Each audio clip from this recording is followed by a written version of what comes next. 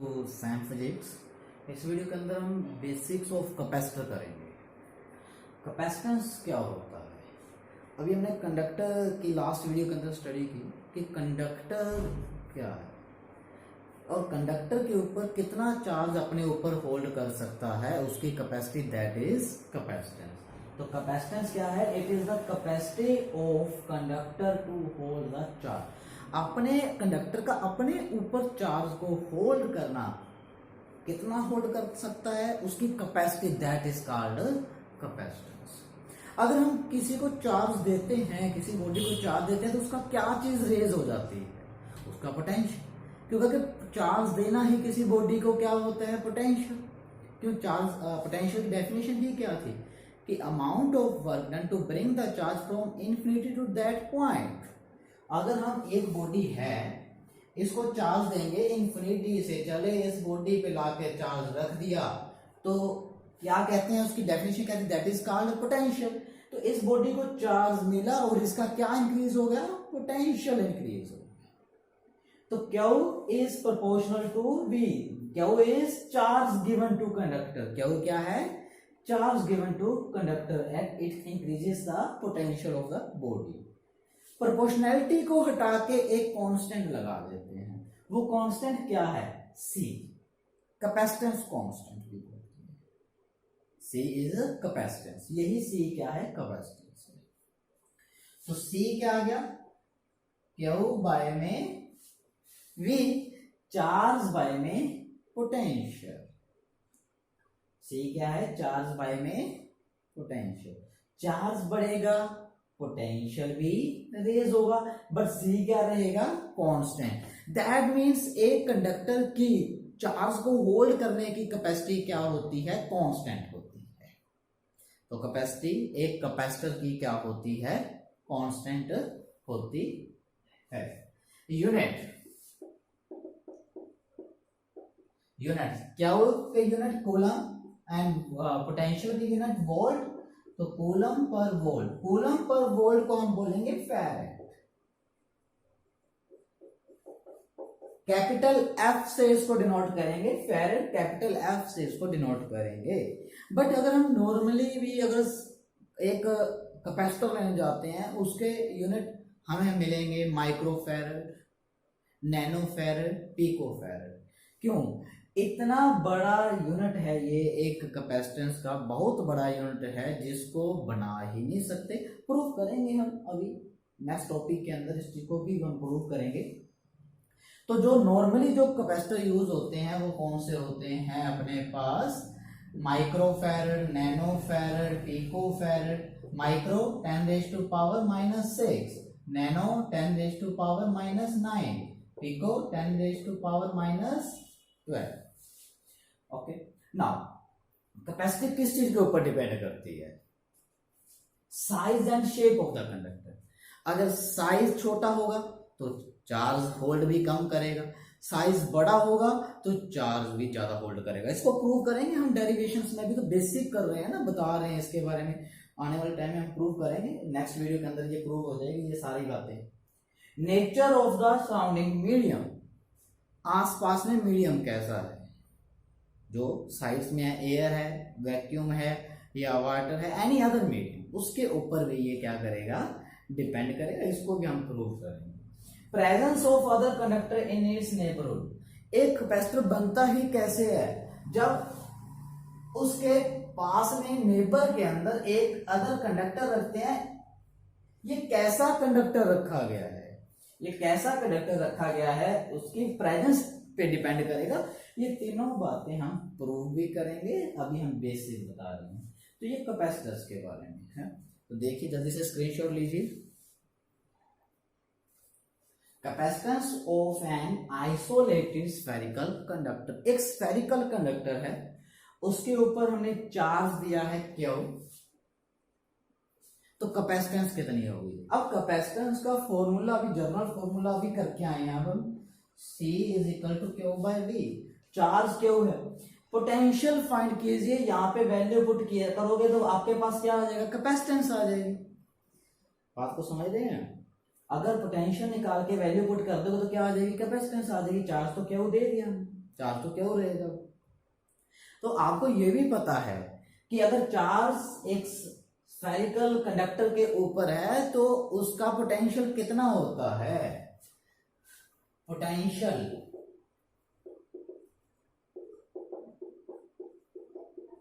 ये हमने प्रूव किया हुआ है 1/4πε0 क्यू बाय में आर। ये पोटेंशियल चैप्टर में प्रूव किया था कि टोटल चार्ज एंड उसका रेडियस क्यू बाय में आर।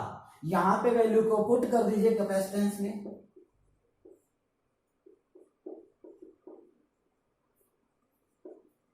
क्यू से क्यू कट गया, ये सारी चीज ऊपर चली जाए तो C is equal to 4πε0 R। That means 4πε0 तो कांस्टेंट है, C is proportional to R। First part prove भी हो गया। अभी एक पॉइंट बताया था, it depends on the size and shape of the conductor.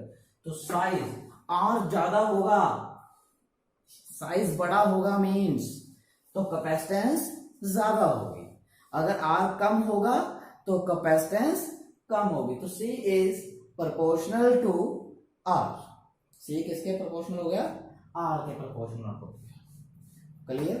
तो नेक्स्ट टॉपिक अब हमारे पास है radius of the conductor find करेंगे कि 1 फैराड अगर हमें कैपेसिटर बनाना है, अगर हमें 1 फैराड का कैपेसिटर बनाना है तो उसका रेडियस कितना होना चाहिए, उसका साइज कितना होना चाहिए। इसका जल्दी से स्क्रीनशॉट लीजिए। Calculate the radius of conductor, उस कंडक्टर का रेडियस फाइंड आउट कीजिए ऑफ कैपेसिटेंस 1 फैराड, जिसकी कैपेसिटेंस कितनी है वो 1 फैराड हो। अभी हमने लास्ट टॉपिक में बताया था कि 1 फैराड बहुत बड़ा यूनिट है जिसको हमारे लिए बनाना ही मुश्किल है, इसलिए हम छोटे छोटे यूनिट के कैपेसिटर यूज करते हैं, माइक्रो फैराड के और नैनो फैराड वगैरह के। देखिए कि प्रूव करते हैं उस बात को। ये हमने प्रूव किया C is equal to 4πε0 R। हमने अभी प्रूव किया R कितना होगा, C बाय में 4πε0 एंड 1 में 4πε0 की वैल्यू क्या होती है 9 इंटू 10⁻⁹। कैपेसिटेंस की वैल्यू कितनी लेनी है हमने 1 फैराड। कैपेसिटेंस की वैल्यू 1 फैराड, 1 में 4πε0 की वैल्यू 9 इंटू 10⁻⁹।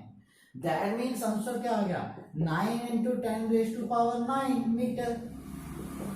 किलोमीटर के अंदर यूज करते हैं अगर हम तो इसको 10⁻³ से डिवाइड कर दीजिए, 1000 से डिवाइड कर दीजिए, किस में आ जाएगा किलोमीटर के अंदर आ जाएगा। That means 9 into 10⁻6 kilometre. इतना रेडियस हमें बनाना पड़ेगा, कंडक्टर का इतना रेडियस होना चाहिए 9 इंटू 10⁻6। अगर आप उसकी कैपेसिटेंस कितनी चाहते हैं 1 फैराड बना लोगे। अर्थ से बड़ा हो गया, अर्थ के रेडियस से बड़ा हो गया ये। So that's why 1 farad very large unit of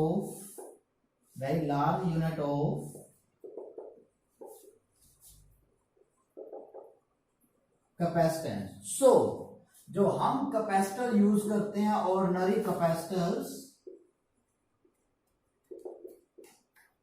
वो कितनी कैपेसिटेंस के होते हैं having capacitance of order of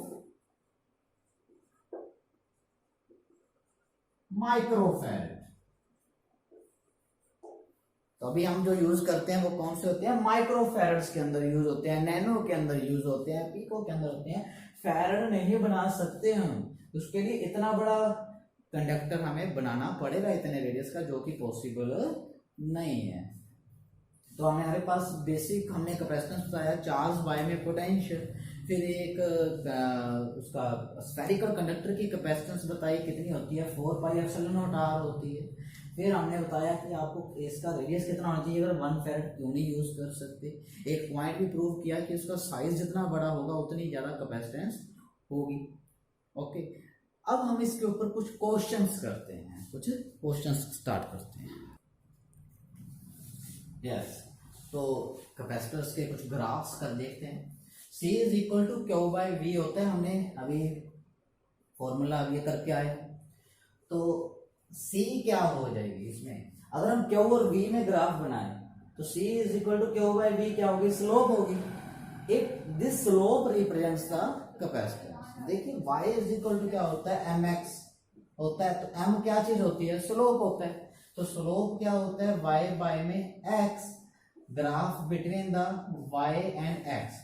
y और x के अंदर जो स्लोप होगी वही स्लोप क्या होगी, m होती है, ये पता है, मैथ के अंदर करते हैं। अब देखिए जी q इज इक्वल टू क्या होता है, cv, तो y q क्या हो गया, y हो गया, x क्या हो गया, v हो गया, x क्या हो गया, v हो गया, y क्या हो गया, q हो गया। तो c m क्या स्लोप, यहाँ पे c क्या हो जाएगी, फिर स्लोप हो जाएगी। इसी से कंपेयर कर लीजिए, तो c is equal to Q by v, y by में x, y बाय में x, q बाय में v, that means this is c is slope. अगर स्लोप ज्यादा होगी कैपेसिटेंस ज्यादा होगी, अगर स्लोप कम होगी तो कैपेसिटेंस ज्यादा होगी। इसी के ऊपर एक नेक्स्ट हमारे पास क्वेश्चन है कि दोनों में से किसकी कैपेसिटेंस ज्यादा होगी, Q by V, Q by में v, तो स्लोप c, तो जिसकी स्लोप ज्यादा उसकी कैपेसिटेंस ज्यादा, so that's why slope of c1 is more than c2, तो c1 is greater then c2। इस क्वेश्चन की अगर बात करते हैं तो इस क्वेश्चन को ध्यान से देखिएगा, दिमाग में ऐसा नहीं आना चाहिए कि b की स्लोप ज्यादा है तो कैपेसिटेंस भी b की ज्यादा, थोड़ा ध्यान से देखना है। Q बाय V है, अब Q नीचे ले लिया, V इधर चला गया, ग्राफ को इधर कर लो, ऐसे बेस बन गया।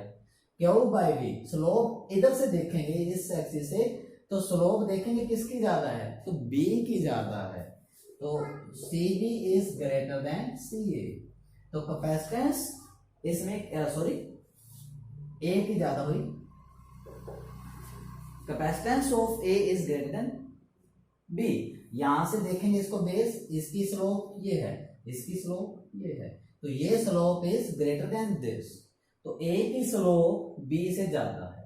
देखिए बेस V होता है, V से चेक करना होता है, तो ये देखिए इस तरह से इसकी स्लोप ज्यादा हुई, यहां से चेक करोगे तो आप एक चीज ये और ये स्लोप बढ़ गई, स्लोप क्या हो गई, इंक्रीज होगी, स्लोप इंक्रीज होगी, तो that means CA is greater than CB। Next question करते हैं हम। नेक्स्ट क्वेश्चन देखिए, two copper spheres of same radius, दो कॉपर स्फीयर है, उनका रेडियस क्या है, सेम। अगर रेडियस सेम है तो देखिए वन होलो, एक होलो है और एक सॉलिड है, are charge to same potential, उनका पोटेंशियल सेम दिया हुआ है। Then tell about the charge, हमें चार्ज के बारे में बताना है, क्या दोनों पे सेम होगा या अलग होगा, चार्ज के बारे में बताना है। देखिए Q इज इक्वल टू क्या होता है, CV, चार्ज के बारे में बताना है। पोटेंशियल दोनों का क्या किया गया है, सेम, पोटेंशियल दोनों का क्या है, same, that means Q is proportional to C। जिसकी कैपेसिटेंस ज्यादा होगी उसका चार्ज भी ज्यादा होगा, जिसकी कैपेसिटेंस कम होगी उस पे चार्ज की कैपेसिटी भी होल्ड करने की कम। पॉइंट समझ में आ गए। अब देखिए दोनों का रेडियस क्या है, सेम है। अगर वो स्फीयर है, स्फीयर की कैपेसिटेंस क्या होती है, प्रूव किया अभी हमने 4 पाई एप्सिलॉन नॉट आर, ये प्रूव किया। C is proportional to R, C is, तो C is proportional to R, then अगर रेडियस दोनों का सेम तो charge also same, charge remain या होल्ड सेम, तो दोनों के ऊपर जो चार्ज होगा वो क्या होगा, सेम होगा, सेम होल्ड करेंगे दोनों।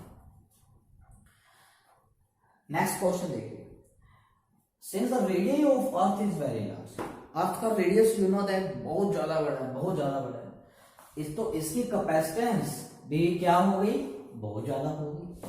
तभी तो कहते हैं इसकी इतनी कैपेसिटेंस है कि इससे थोड़ा सा चार्ज ले लो अर्थ से, या अर्थ को चार्ज दे दो, कोई फर्क नहीं पड़ता। अर्थिंग करते वक्त बताया था कि अर्थ को चार्ज दे दो, इनफाइनाइट चार्जेस है इसके पास, उसको इनफाइनाइट के अंदर थोड़ा सा डाल दो, कोई फर्क नहीं पड़ता। इनफाइनाइट से थोड़ा सा ले लो, कोई फर्क नहीं पड़ता। तो इसकी capacitance is also very large. अगर कैपेसिटेंस बहुत ज्यादा हुई तो you know that V is equal to क्या होगा ऐसी। अगर कैपेसिटेंस ज्यादा है तो V क्या हो गया, इनफाइनाइट में चलेगी, कैपेसिटेंस बहुत ज्यादा है तो V टेंड्स टू क्या हो जाएगा, 0 हो जाएगा फॉर ऑल फाइनाइट चार्जेस। तो V क्या होता है, पोटेंशियल जो अर्थ का माना जाता है वो कितना माना जाता है, 0। पोटेंशियल कितना माना जाता है अर्थ का, 0 माना जाता है। तभी तो अर्थिंग करते हैं। चार्जेस कैसे चलेंगे, high potential to low potential. Earth का पोटेंशियल 0, तो अर्थिंग कर दोगे तो चार्जेस चलने लग जाते हैं 220 से 0।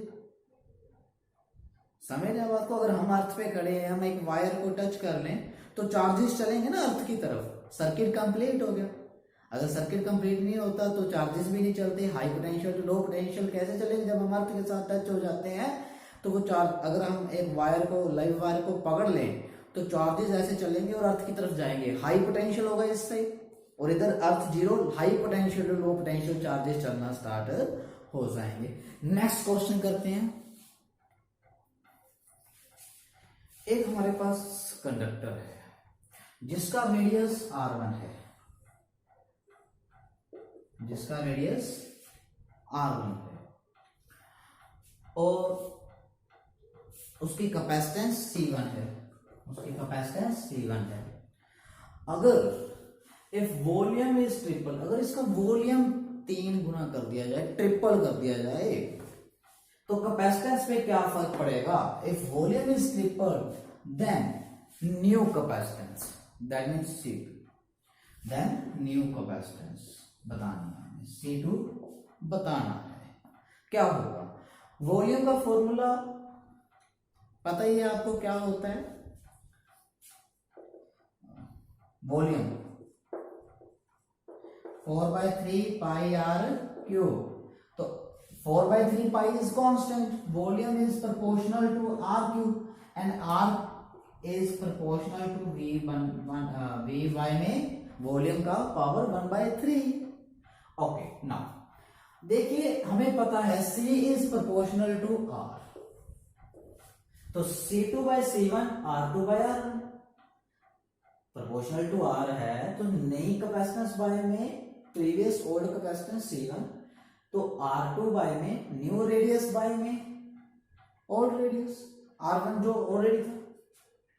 वॉल्यूम को ट्रिपल किया गया, वॉल्यूम के साथ इसका रिलेशन है रेडियस का, ये पावर 1/3 प्रोपोर्शनल है, तो 2 V2 बाय में V1 की पावर 1/3। अब नया volume V2, if volume is triple, V2 is 3/1।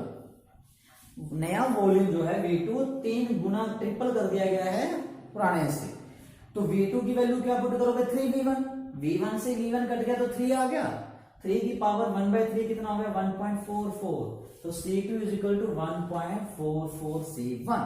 तो कैपेसिटेंस जो है वो नई कैपेसिटेंस से इतने टाइम्स इंक्रीज हो जाएगी, कितने टाइम्स, 1.44। तो इस वीडियो में हमने बेसिक्स किया कैपेसिटेंस के बारे में, उसके रिलेटेड काफी अच्छे क्वेश्चंस भी किए। वीडियो पसंद आए तो जरूर लाइक कीजिएगा। आज की वीडियो में इतना, नेक्स्ट वीडियो में हम कैपेसिटेंस को और अच्छे से डिटेल में जाएंगे, डीप जाएंगे। Thank you very much.